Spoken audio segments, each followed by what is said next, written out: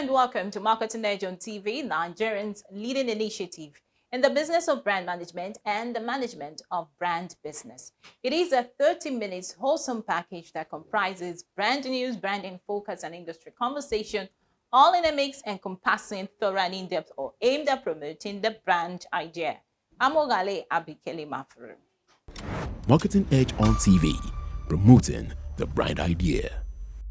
Good to have you back. First on Marketing Edge on TV is brand news, where we bring you the latest developments around brands and in the field of marketing, advertising, and communication in Nigeria and around the world.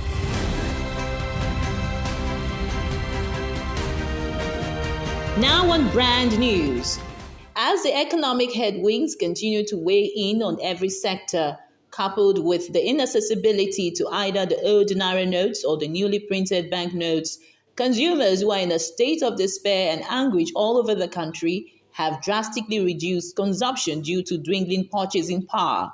Marketing Edge Market Insights revealed that most consumers have been unable to purchase even the basic commodities due to the staggering low cash flow.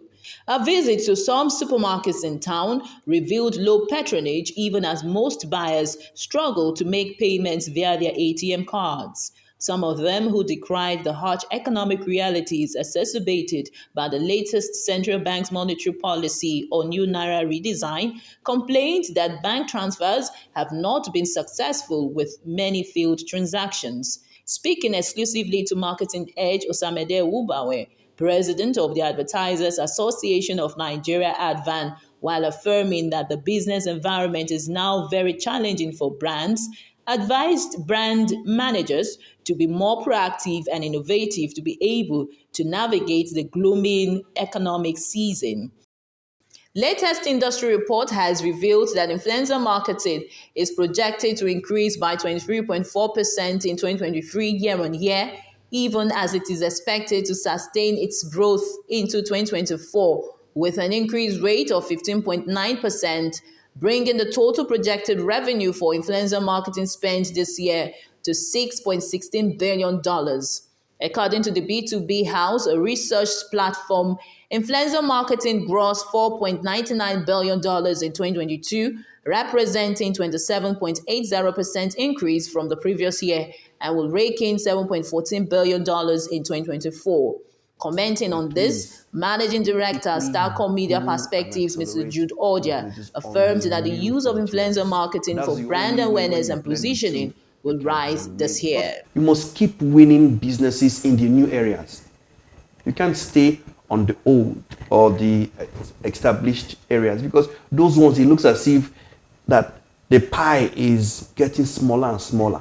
So my biggest learning is grow capabilities, new ones, in line with realities of the time. Because once you can solve problems for clients, you will remain relevant. The World Advertising Research Center, WARC, has revealed Generation Z, defined as 16 to 24s, is forecasted to spend 13 hours consuming media per day in 2023, slightly behind their 25 to 34 counterparts. According to the recent Global Ad Trends report, Finding Gen Z by WARC Media, digital channels accounted for 2/3 of total media consumption by 16 to 24s in second quarter of 2022, higher than other adult age groups.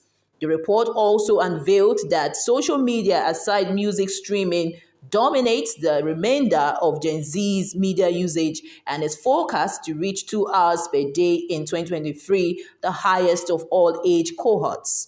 With a population of 217,079,601, according to Worldometer as at August 25, 2022, Nigerians' youth population accounts for 70% of the population, which stands at a huge 151 million youth.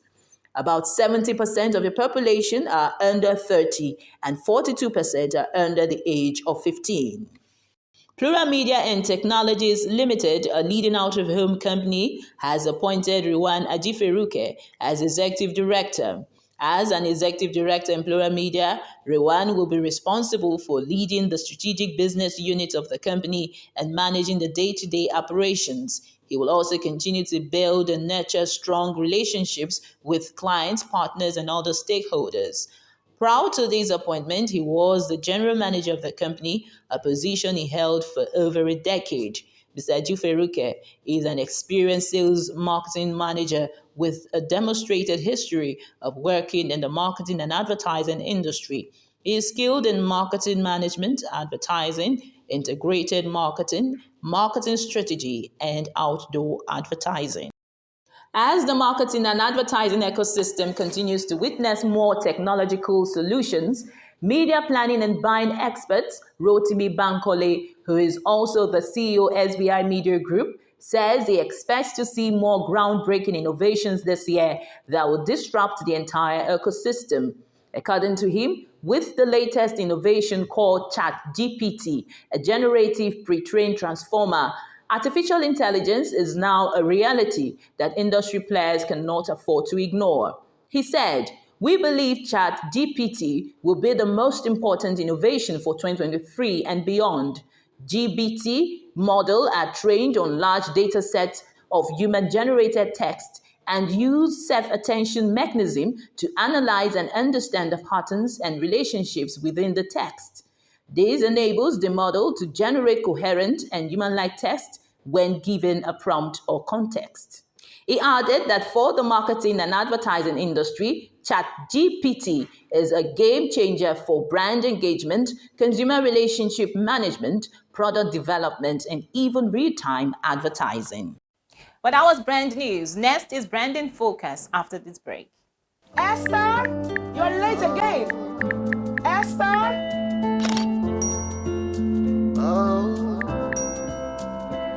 Morning, Esther.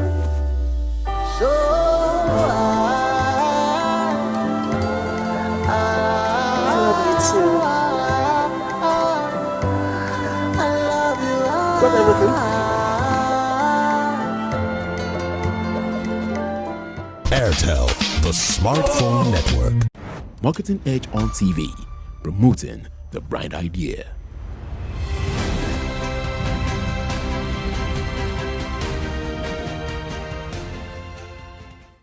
Now on Branding Focus. The key to constantly shifting consumer behavior is search data, and brands that have their finger on the ever-evolving trends can beat their rivals with it. However, all too often, such data is overlooked as a key weapon in brands' arsenal. As search engine optimization, SEO professionals are increasingly enhancing what Chief Marketing Officer CMOs can learn from raw data.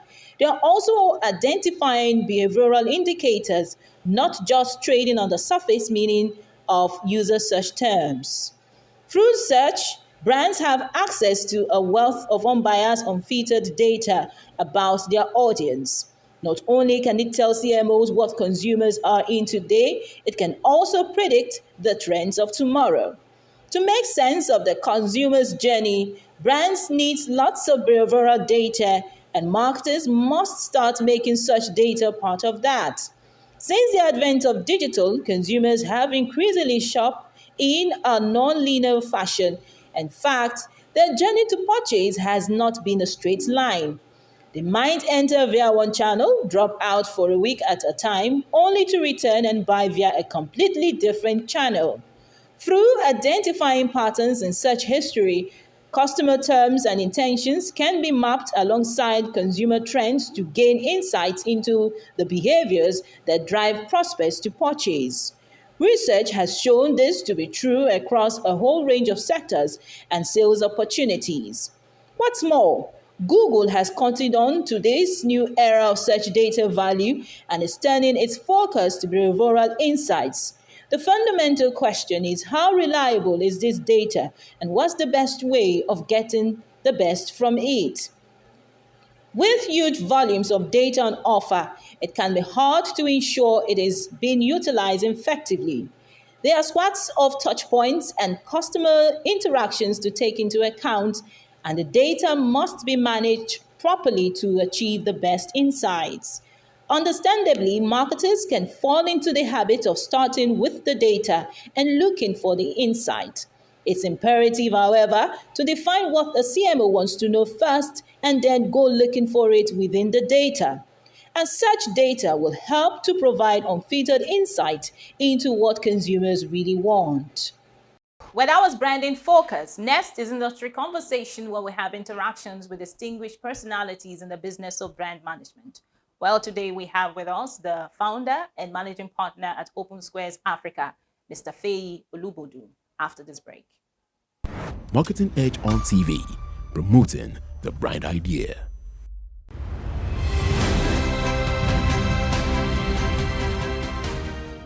Hello and welcome to Industry Conversation, a segment on Marketing Edge on TV, where we have interactions with distinguished personalities in the business of brand management. Well, today we have with us the founder and managing partner at Open Squares Africa, Mr. Feyi Olubodu. So pleased to have you with us on Industry Conversation. You're welcome, sir. Thank you for having me. Such a great pleasure to have you. We know how much we've tried to have you on board, but we're glad to have you today. You're welcome, sir. Thank you very much. So, sir, I would like you to give us an assessment of the integrated marketing communications industry last year. I think from my observation of the industry, it's an industry that is struggling to reinvent itself. It's a struggle that has gone on for many years. I think, first of all, the impact of the COVID for in the year 2020 and 2021 sort of slowed down certain structural changes that could have been made, even though the industry did leverage that to sort of change how they communicate with consumers. But I think if you look at last year, it looks like that reinvention is still ongoing, but the industry is not there yet, you know. They are closer now than they were some prior years, but it's not, the change is not visible and significant enough for us to say that we have a totally reinvented industry as at yet. Okay, so what can you identify as some of the trends that shaped the business and practice of marketing communications last year? I think obviously the rapid, some key innovations in technology, metaverse, for instance, AI, at the end of the year into this year, the whole thing with ChatGPT and all of that, all of the technology that is happening around how consumers now present themselves in a virtual world and the implications of that for engagement. You have that going on. You see the rapid pace of content production, both globally and locally, across platforms like the streaming platforms, for instance. Of course, the free platforms like YouTube, the Instagrams and all of that. The pace and the volume of content creation is so incredible that it's literally impossible today for anyone to consume all the content that is produced on a regular basis. A couple of years ago, it was said that the hours of content that a Netflix produces in a month, you will need to be on leave for about 5 years just to watch it. Wow. Now, it is in the midst of that content where the pace of that context, where the pace of content production is faster than the pace in which marketing communication agencies put out brand content and brand engagement platforms, that you have to, you know, they have to compete with that. Mm-hmm. So the issue then is, how do they come out as distinctive enough? And more importantly, how do they remain memorable enough? Because the consumers they are consuming so much content that unless your own content is distinctive and memorable enough, mm-hmm. they will forget it long before they can even take action that you want them to take regarding the brands that you are positioning before them. And that's sort of like a subtle but very, very, very, very real challenge that is there in the industry. Okay, you spoke about the challenges, and I'm curious to find out how professionals are navigating that particular challenge, seeing that the attention span of consumers are also shortened amid this vast content that's out there for consumption. So tell us, how are practitioners actually navigating this challenge? I think a number of practitioners are beginning to think in long form content. They're beginning to think more as you know, previously the practice will say that they are doing TVC, they are doing radio scripts and all of that. That sort of language is gradually being faded out. people are thinking more about how do we take the brand proposition and communicate it in various formats of content. And a few agencies, at least from the work that I see outside, are trying to gradually enter that space. And then more and more, practitioners are trying to become like part of the consumer's conversation, because they are living their lives. Unless you join their conversation, you won't really be relevant to them. And unless you can enter the world of content that they are consuming regularly, you also may not be memorable to them. So but not the entire industry. I won't say I've gotten there yet, but you can see every now and then that some people are trying, some agencies are trying to do something along that line. I think it's the right way to go. Okay, you talked a bit about touch points for consumers, how practitioners can get in that space as a consumers to be able to communicate to them effectively. But we've seen in the last 12 months an increasingly, penetration of technology in the marketing ecosystem. Can you tell us how that has enabled practitioners to function effectively in terms of getting to where consumers are and getting that attention? Yeah. I think it's helped a lot for those that have been able to leverage it. You look at, for instance, how mobile technology is being combined with activation, for instance, how mobile technology and also is being leveraged as part of sort of the path to purchase when it even comes to outdoor, for instance. Something as basic as putting a QR code on a piece of outdoor creates an opportunity for engagement, especially if you then link it with a purchase opportunity that can happen on the mobile phone. So you shorten the path to purchase using technology. It's not at scale yet. I would say that's what is missing. But I've seen some bits of work that have been done using that kind of combination of different fundamental platforms of marketing communications, consumer engagement, and then bringing in technology to link all of that together. I think the key would be for how the industry as a whole can use more of technology, use more of data to shorten the path to purchase for their clients and be able to do that at scale. That would really be the key there. Okay, so talking about the need for consumers, marketing professionals now, to improve on their technological capabilities, what would you project to see in terms of new innovations in the MarTech industry this year? I think we're going to see something that is mobile. It will be interesting to see an agency that does mobile only work. Because mobile is a platform that we're yet to fully optimize, and every day new technology is being deployed for consumers to engage generally on the mobile phones, mobile devices, and all of that. And I think that more and more practitioners will begin to shift to creating work that is not just mobile first, but ultimately work that is mobile only. And I'm not talking about engagements with just creating video content that you put on social media. That's part of it. But people do a lot more on mobile devices than just consume content, right? They transact there, they engage, they build communities, right? And they drive movements from there. Now, how can practitioners begin to help their brands to engage in that ecosystem as a whole? That's something I think we'll begin to see more and more of as this year progresses. Okay, talking about consumer engagement, we see that inflation rate is rising, and clients are looking towards cutting advertising spend or their budget on marketing campaigns. How can practitioners optimize marketing budget to effectively engage with consumers? I think that the solution to that really is something that the industry has been trying to do for a long time. And really, I think the solution is you have to put skin in the game.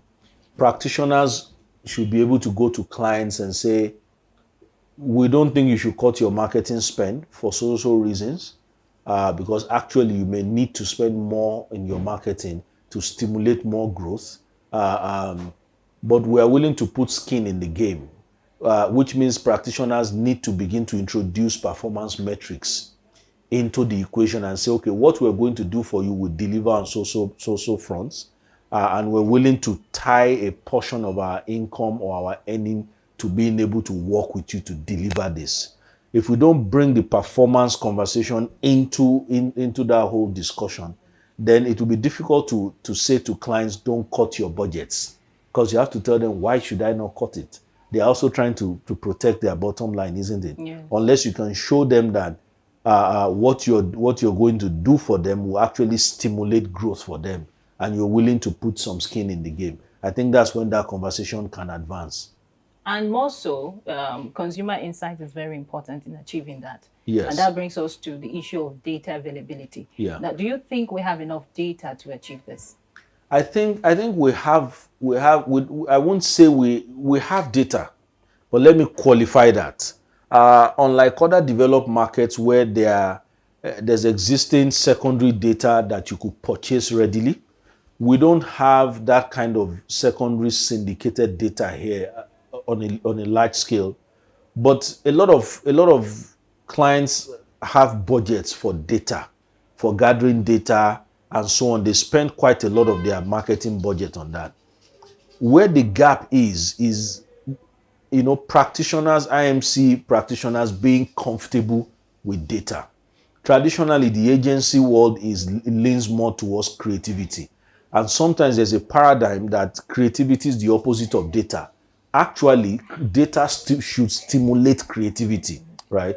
And so where the gap is agencies being comfortable with data, and then having the capability to have meaningful conversations around the data that the client already has, and being able to bring fresh perspective to the data that client already has. So it's not so much that we don't have a lot of data. We don't have as much data as developed countries, yes. But the data we have, there's a capability gap in our ability to mine insights from that data and then build consumer engagement initiatives from those insights. Okay. I would like to also find out what you expect to see in terms of the trends that will shape the marketing communications industry this year. I think for the first time this year will challenge the business model of the agencies, because if you look at the trend, typically when there's political campaigns and all of that, there's huge spending, all right? There's discretionary cash everywhere, and agencies that are able to get into the foray, they tend to get a lot of free cash, which then allows them, it gives them enough runway.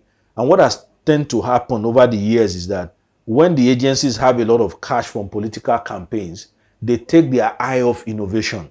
They don't reinvent themselves. That runway, they just use it to sustain their current model and all of that. This year has been different. We don't have a lot of spending. Cash is not flowing around. The candidates are going grassroots and all that. They are not throwing money around like before. So what that would do is that the economic recession that will come is going to hit agencies harder than previous election years. And they will be forced to really think about whether their business model is sustainable or they need to truly invent themselves now, because they don't have the same buffer that they used to have before. Yes. And last year, we witnessed a transition of the advertising regulatory body, the change of name, and new Alcon law, and a lot of regulations last year. What would be your thoughts so far for the Advertising Regulatory Council of Nigeria, all that they've done in the last 1 year? Yeah, I think they've done incredible work. There's a freshness to it. Dr. Fadolapo is someone I've had occasion to work with when I was on the AAA and executive board, and it brings a freshness in his approach. I think, however, there needs to be there's room for improvement. Obviously, it's just the journey is just beginning. I think a lot of the regulations and new policies that have been passed are very tactical in nature. they are more symptomatic. They're trying to address some of the symptoms and the peripheral issues that is going on. I think some of the policies now need to go deeper and address the more entrenched institutional issues that actually are the ones that are the leading factors producing some of these other things that we're seeing that they are now trying to regulate. I hope they will be able to take on those issues this year, because that would inform having tough conversations, but not just with clients, because now a lot of the policies have been client-facing policies, right? But the issues are not just client issues alone. The real entrenched institutional issues are agency issues, and in order to deal with those issues, they have to have frontier conversations with the CEOs of those agencies so that those things can be addressed. So I believe that will be the next thing that they need to confront this year. Okay. Thank you so much, sir, for your time on Marketing Edge on TV. Thank you very much. We hope to have future conversations with you if your time will let us. And that's it on Marketing Edge on TV. Do well to join us same time next week for another interactive time. I'm Ogalia Bikele Mafur. See you again.